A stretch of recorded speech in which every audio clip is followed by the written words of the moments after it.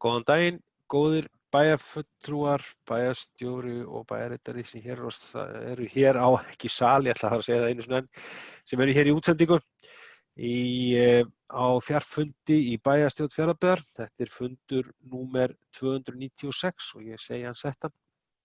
Við erum enn í þessu formi með fundi núna í haust vegna COVID-19, aðgerða gegn COVID-19 og takmörkun sem þau setja okkur, þá eru fundir bæjarstjórnar enn á fjarfundi teknir upp og settir inn á neti strax að þeim loknum. Eins og áður er komið fram, þá munum við bara fylgjast með aðgerðir sóttvarnalæknis og fara þá tilbaka í fundi í sal þegar það liggur fyrir að frekari tilslakanir verða.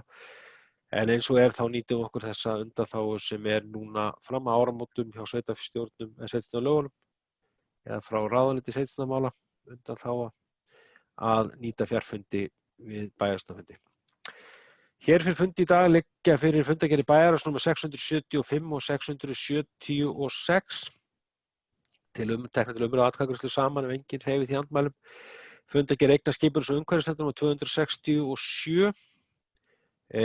Fundargerð hafnarstjórnar númer 248, fræðslunefndar númer 87, íþrótta- og tómstundanefndar númer 77, menningar- og nýsköpunarnefndar númer 29, landbúnaðarnefndar númer 26 og síðan eitt almennt mál sem kemur hér frá eignaskipunar- og umhverfisnefnd, óveruleg breyting á deiliskipulagi skólar 1 á Reyðarfirði til stækkun og byggingareit grunnskólans til þess að gefa stækkun byggingareits grunnskólans inn á þessu skipulagi. Þá göngum við til dagskrár og hér eru fyrst, eins og áður sagði, teknar saman fundargerðir bæjarráðs númer 675 og 676. Áður en ég gef orðið laust þá vil ég vekja athygli á vanhæfi mínu í lið 7 í fundargerð 675. Það sem sá sem þar að gera tilboð í eign hjá sveitarfélaginu tengdum í fjölskylduböndum og ég hef ekki tekið þátt í umræðu eða afgreiðslu þeirra liðar inn í bæjarráði og sjálfsögðu það sama hér. Þannig að ég mun óska því að Eystadís Ásbjörnsdóttir, fyrsti varaforsti bæjarstjórnar, taki við stjórn fundarins þegar sá liður verður tekið fyrir og eftir að loknum umræðum og afgreiðslu annarra liða í bæjarráðsfundargerðum og ég fæ að víkja fundi á meðal. En orðið laust fundargerðir bæjarráðs að undanskildu þessu lið og Eystadís Ásbjörnsdóttir er með orðið. Gerðu svo Eystadís. Forseti, bæjarstjóri og bæjarfulltrúar. Ég ætla að fara hérna yfir nokkra liði í fundargerðum bæjarráðs númer 675 og 676 en eins og það sett upp í dagskráni þá er hérna fundargerð 676 fyrsti liður, þannig ég tek umræðuna bara eftir því. Í þeirri fundargerð 676 þá var númer 1 fjárhagsáætlun Fjarðabyggðar. Þar voru lagðar fram tillögur fjármálastjóra að forsendum fyrir gerð fjárhagsáætlunar Fjarðabyggðar fyrir árin 2021 og 2024, auk þjóðhagsspár og minnisblað hagdeildar Sambands íslenskra sveitarfélaga. Einnig voru umræður fyrstu drög á römmum fjárhagsáætlun 21. Málinu var vísað til áframhaldandi vinnu við fjárhagsáætlunargerð 21 og á næsta fundi bæjarráðs þá verða lagðir fram rammar til nefnda fyrir fjárhagsáætlun næsta árs. Liður 2, málefni hjúkrunarheimila, fundur Sambands íslenskra sveitarfélaga, en þar var yfir stöðu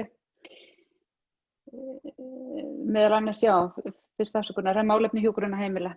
Farið var yfir stöðu hjúkrunarheimila og viðbrögð við bréfi Fjarðabyggðar en tölvupóstur barst frá heilbrigðisráðuneytinu í framhaldi af þeirri ákvörðun sem tekin var í júní síðastliðnum, þar sem samþykkt var í bæjarstjórn í framhaldi að fundi bæjarráðs að komi ekki til aðkomu heilbrigðisyfirvalda af fjárhagsvanda hjúkrunarheimilanna sé bæjaryfirvöldum í Fjarðabyggð ekki annar kostur fær en að segja upp samningum rekstur heimilanna. Bæjarráð fól þá bæjarstjóra að ganga frá bréfi formlegri kröfugerð til heilbrigðisráðherra vegna þess alvarlegs rekstrarvanda sem við stöndum fyrir. Á mánudaginn vísaði bæjarráð erindinu til umsagnar framkvæmdaráðs hjúkrunarheimilanna framhald samninga við Sjúkratryggingar Íslands og málið verður tekið fyrir að nýju á næsta fundi bæjarráðs. Liður 3, Það var tillögu vísað frá íþrótta- og tómstundunefnd til bæjarráðs verkefni fjölþætt heilsuefling fyrir eldri aldurshópa, Janusarverkefnið, og það verði endurmetið í byrjun árs 2021, enda mikilvægt að koma verkefninu af stað en það hefur frestað vegna COVID-19 faraldursins og tryggt að áfram verði tryggt fjármagn til verkefnisins. Bæjarráð samþykkti tillögu nefndarinnar. Einnig í lið 4 hafa lagt fram og kynnt minnisblað íþrótta- og tómstundastjóra vegna uppgjörsframkvæmdar og niðurstöðu könnunar foreldra vegna sumarfrístundar 2020 og bæjarráð lýsir ánægju með verkefnið og eins og samkvæmt könnuninni sem fylgir hérna með í fundagögnum, þá mikil ánægja meðal foreldra og forráðamanna með framkvæmdina og bæjarráð samþykkti jafnframt að vísa til gerðar viðauka eftirstöðum kostnaðar vegna verkefnisins og fela fjármálastjóra úrvinnslu hans. Formaður íþrótta- og tómstundanefndar mun fara betur í þessi mál hér á eftir, það heilsuefling eldri borgara og sumarfrístund 2020. Liður 5 kom mannauðsstjóri inn á fund bæjarráðs og kynnti þá vinnu sem í gangi vegna styttingu vinnuvikunnar. Stytting vinnuvikunnar byrjar að taka gildi 1. janúar 2021 en skipa ber hóp núna sem sér útfærslu og ákvæða og eiga tillögur að liggja fyrir 1. október næstkomandi. Vinnuhópur sem skipa á hann samanstendur að stjórnendum og starfsmönnum sveitarfélagsins ásamt aðilum frá verkalýðsfélögunum. Komum við fundargerð 675, liður 1 þar uppsögn svæðisfulltrúa Rauða kross eins á Austurlandi, þar sem lagði fram tölvupóstur BM Mayer í tengslum við uppsögn svæðisfulltrúa. Eins og kemur fram í bókuninni hjá bæjarráði þá var bæjarráð ekki kunnugt uppsögnina og þær breytingar sem henni fylgja. Starf svæðisfulltrúa mjög mikilvægt fyrir Austurland og hefur sveitarfélagið Fjarðabyggð átt í mjög góðu samstarfi við Rauða krossinn gegnum tíðina. Bæjarráð fól bæjarstjóra og sviðsstjóra fjölskyldusviðs að ræða við Rauða krossinn málið, enda það óviðunandi að ekki sé svæðisfulltrúi á Austurlandi. Einnig málinu vísa til félagsmálanefndar. Það ekki fleiri bili, takk. Þakka fyrir Eydís. Vilja fleiri kvæðs ljós? Ég óska eftir að fá að taka aðeins til máls. Hér undir rauninu aðeins fá að vekja máls á 2 liðum. Ég ætla fyrst að nota tækifæri. Ég gerir svo Eydís af því að dagskrá raðast upp þannig að 676 kemur í dagskrá undan 65. Það kannski að taka undir mikla ánægju, hvað ánægjulegt að sjá hversu vel hefur tekist til með sumarfrístundina 2020. Þetta var nú annað árið sem þetta keyrt en núna í fleiri hverfum og það mjög ánægjulegt að sjá hversu vel hafi gengið og hversu mikil ánægja virðist vera samkvæmt þeirri könnun sem gerð var og þetta hefur verið að skila verulega góðu starfi. Þannig að þetta fagnaðarefni og gott veganesti inn í áframhaldið þróun á þessu verkefni. Að sama skapi vonast maður til þess að sem fyrst komist í gagnið Janusarverkefnið eða heilsuefling fyrir eldri aldurshópa. Það held ég mjög mikilvægt og það alveg með stórfurðulegt að raun og veru þetta skuli ekki vera einhvern hátt verkefni sem þetta kannski enn frekar, ekki segja það allavega í samstarfi heilbrigðisyfirvalda og sveitarfélagana. Ég held að þetta muni hafi gríðarlega áhrif inn í heilbrigðiskerfi líka að stuðla að fjölþættri hreyfingu sem lengst fram eftir aldri, þannig að og hefur mjög áhugavert þessu kynning sem við fengum á sínum tíma frá Dr. Janusi þetta verkefni.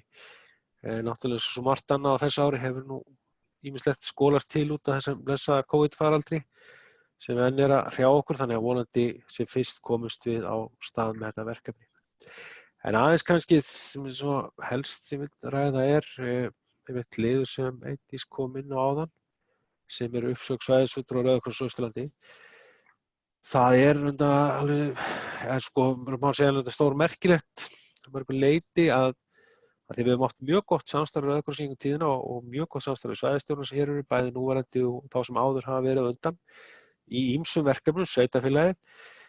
sem við höfum komið að og þeir hafa komið eins og verkefnum í gegnum tíðina með okkur, móttöku nýrra íbúa, við aðstoða við að þegar við tókum móti flóttamönnum og fleira sem hefur bara verið gríðarlega mikilvægt og gott starf.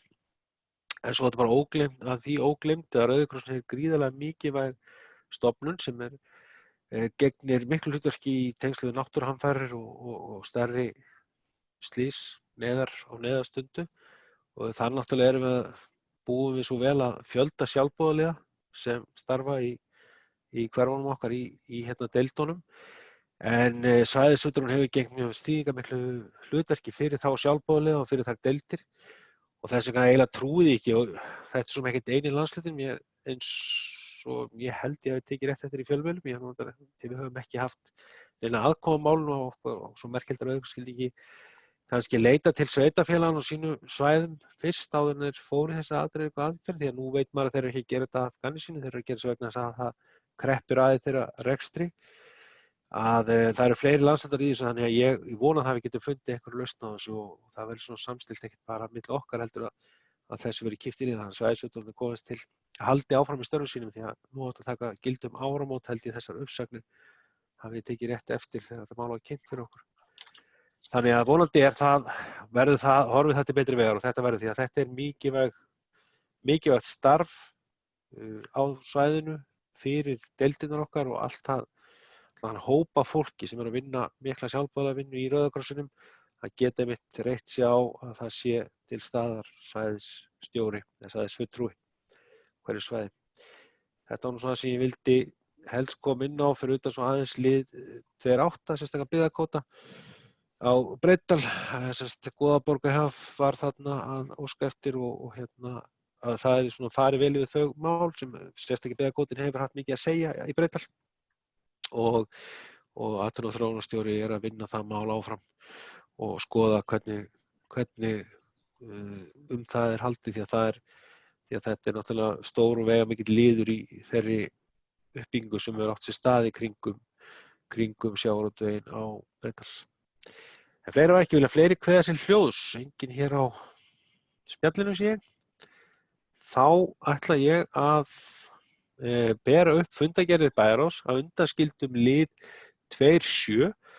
Þeir sem það er samt ekki við skeiðamerki, þær eru samt með 9 atkvæðum. Þá ætla ég að fela Eydísi að taka þann lið til umfjöllunar og afgreiðslu og fá að víkja á meðan.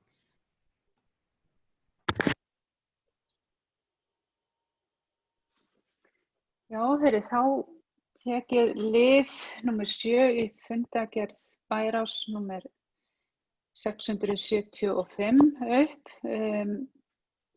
Það var lagt fram nýtt tilboð Rafverði HF í fasteigna Nesgötu 5 í Neskaupstað, Sigfúsarhús. Bæjarráð samþykkti tilboðið og fól bæjarstjóra undirritun og framkvæmd skjala vegna kaupanna. Orðið er laust undir þessum lið, eitthvað sem vill kveða sér hljóðs. Ef svo er ekki, þá ber ég þennan lið eftir samþykktar. Hverjir samþykki hann? Og hann er þá samþykktur með 7 atkvæðum.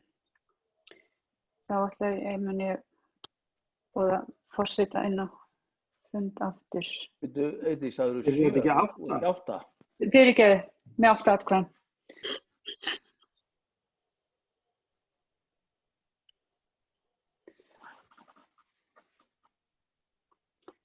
Taldi villist hérna á skjánum. Jæja, takk fyrir þetta, þá tek ég aftur við stjórn fundarins og það er næst fundargerð eignaskipunar umhverfisverndar, númer 267, orðið laust hana og ég óska að fá að taka stuttlega til máls og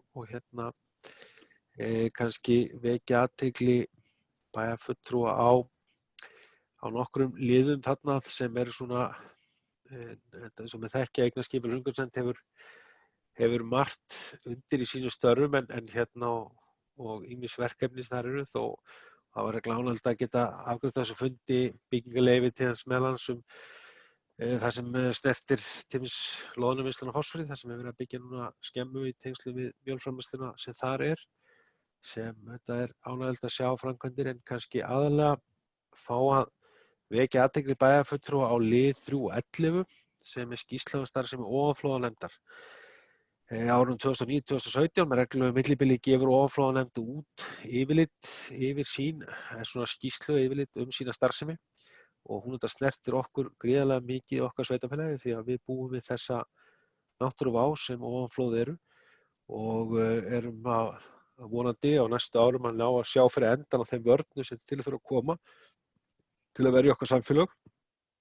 Og þarna mjög margt áhugavert sem ég held að bæjarfulltrúar ættu að kynna sér í umfangi sem sjá hvað varðar umfang þessara framkvæmda sem eru búið að reisa hér, bæði á Norðfirði og Eskifirði og einnig náttúrulega á Fáskrúðsfirði þar sem einnig þó að það sé minniháttar framkvæmd, enga síðan var þar líka framkvæmd við ofanflóðanefndar í tengslum við hættun og krabbaflóðum.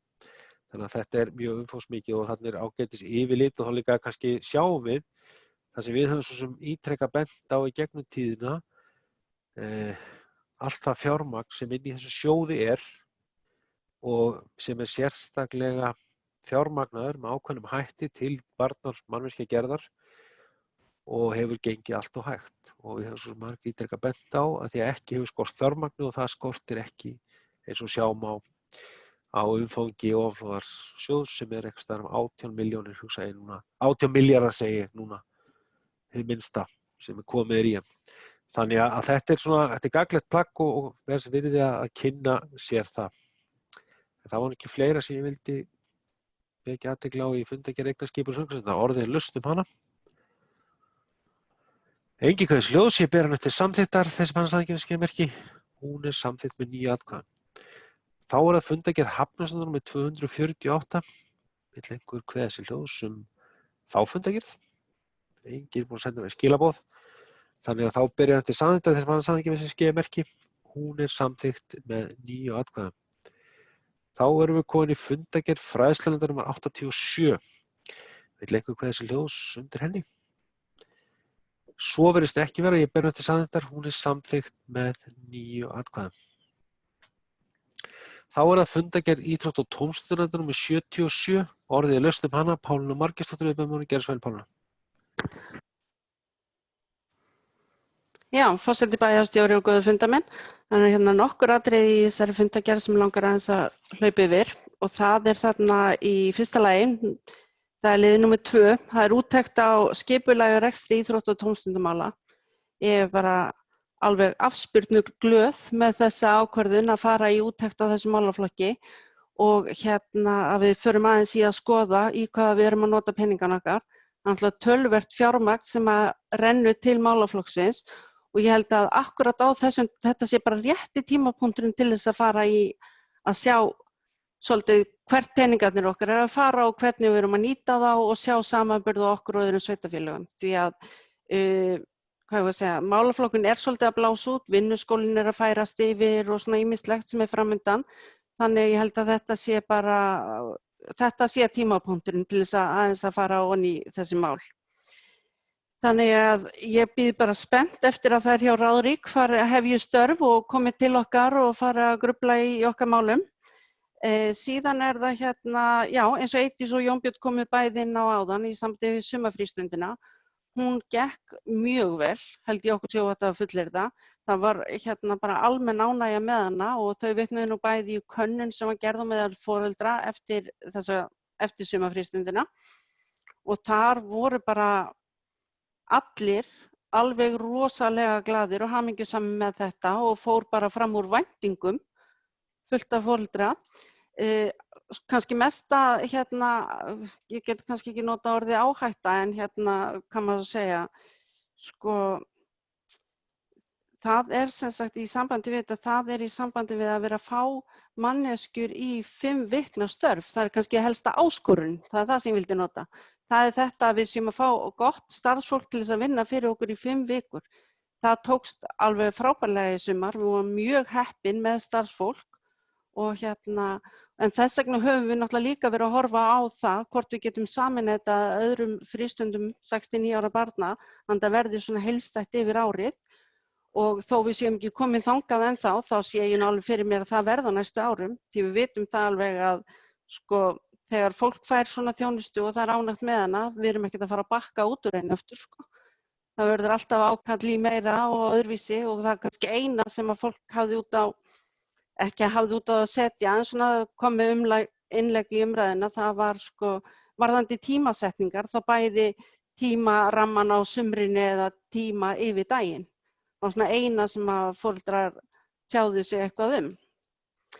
Þannig að þetta er alveg pottitt eitthvað sem er komið til þess að vera. Síðan er það þarna liður 4 fjölþætt heilsuefling fyrir eldri aldurshópa. Það er náttúrulega alveg ótrúlega súrt fyrir okkur búin að keyra þetta í gegn og samþykkja þetta að við skulum ekki vera komin á stað ennþá. En úr því sem komið fyrst vorum við í vandræðum með, reyndar ekki við, heldur Janus, í vandræðum með að fá einhver til þess að stjórna og stýra verkefninu fyrir austan. Svo gekk það nú upp og þá skall á önnur COVID-bylgja og við sjáum það bara þannig fyrir okkur að það borgar sig bara ekki að byrja og þurfa kannski að vera að hætta. Við viljum frekar bara sjá hvar við verðum þjóðfélagið í janúar, hvort við getum farið á fullt blús, af því þetta þarf að ná svolítið siglingu til þess að halda dampi. Það er rosalega erfitt að keyra á stað í svona verkefni og þurfa síðan að fara í pásu. Þannig að aðalástæðan kannski fyrir að við sendum þetta frá okkur áfram er náttúrulega það að búið að samþykkja fjármagn í 2 ár sem voru þá 2020 og 2021 sem að við þurfum þá að fleyta aðeins og undan okkur líka. En við erum bara bjartsýn á það að þetta gangi í janúar, febrúar vonandi á næsta ári. Takk. Fyrir Pálína vilja fleiri kveðs í hljóðsundi fundargerð íþrótta- og tómstundanefndar. Svo virðist ekki verið, ég ber hana þetta til samþykktar, hún er samþykkt með 9 atkvæðum. Þá er næst fundargerð menningar- og nýsköpunarnefndar númer 29, orðið er laust hana. Engin kveðs í hljóðs, ég ber hana til samþykktar, hún er samþykkt með 9 atkvæðum. Þá er fundargerð landbúnaðarnefndar númer 26. Vill nú vekja athygli að það eru fjallskil, þannig að það er nú ástæða til þess að taka til máls ef einhverju athugasemd við þau. Ef svo er ekki og engin kveðs í hljóðs, þá ber ég fundargerð landbúnaðarnefndar númer 26 upp. Ragnar, vilt þú kveða í hljóðs? Hún er sagði með 9 atkvæðum. Þá erum við komin í liðin almenn mál. Þar er eitt mál sem er deiliskipulag skólar 1, óveruleg breyting á Reyðarfirði. Deiliskipulag skólar 1 er skipulag yfir skólasvæði Reyðarfirðar. Eignaskipulag söngvarsnefnd vísar hér til bæjarstandi staðfestingar tillögu óverulegri breyting á deiliskipulaginu skólar 1 sem gerir ráð fyrir stækkun byggingarleit grunnskóla og svo gerir með ráð fyrir 930. Tillagan var ekki grenndarkynnt þar sem hún hefur bara áhrif á lóðarhafa og Fjarðabyggð sem er sami aðilinn í þessum tilfelli. Rétt er að taka fram að við ákvarðanatöku við staðsetningu íþróttahúss þá lá fyrir að deiliskipulagi skólar 1 á því væri gert ráð fyrir nægjanlegu byggingarmagni en við útsetningu þá kom í ljós að þetta færi aðeins til eða sem stækka örlítið byggingarreitin sem hefur auðvitað ekki áhrif á skipulagið og ekki þá að byggingarmagn sem gert ráð fyrir á skipulagi heldur. Orðið laust með breytingu. Engar hljóðs, þá byrjum við til samþykktar. Hún er samþykkt með 9 atkvæðum. Þá erum við komin að dagskrárlokum bæjarstjórnarfundar í dag. Næsti fundur bæjarstjórnar er 17. september og það er bara eins og annað, við bara fylgjumst með hvernig gangur mála er, hvort við verðum hér áfram í fjarfundi eða hvort við verðum komin í sal aftur að nýju og sendum út þannig, en annars þakka ég bara fundarsitt í dag og segi fundi slitið.